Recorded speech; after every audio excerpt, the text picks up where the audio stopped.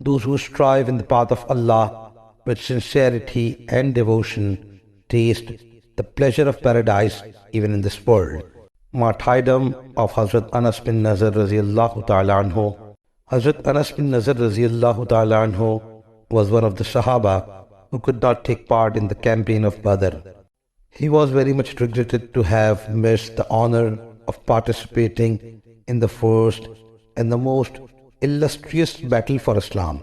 He longed for a chance wherein he could make amends for Badr. He did not have to wait for long. The Battle of Uhud came about in the following year. He joined the army with the most determined zeal.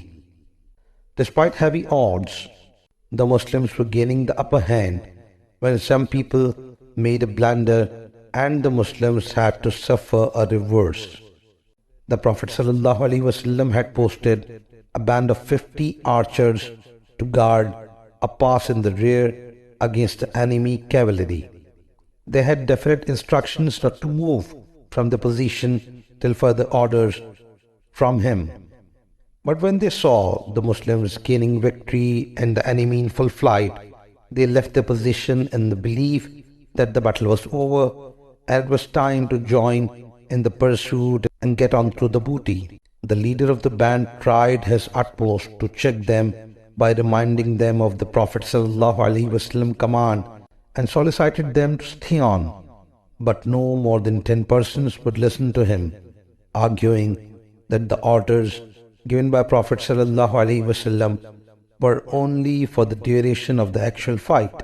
The enemy cavalry then noticed the unguarded pass in the rear, made a flank movement, forced a passage through it, and fell right on the rear of the Muslims who were preoccupied with the booty.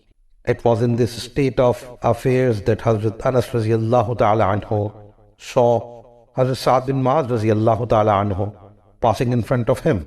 He shouted to him, "O Saad, where are you going?" "By Allah, I smell the fragrance of paradise coming from Mount Uhud."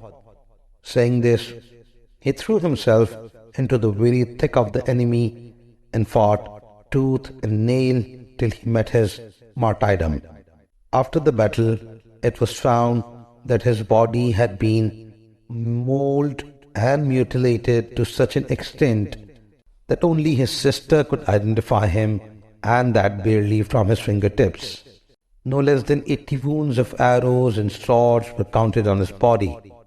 Those who strive in the path of Allah with sincerity and devotion taste the pleasure of paradise even in this world. And so did Anas radiallahu ta'ala anhu smell the fragrance of paradise.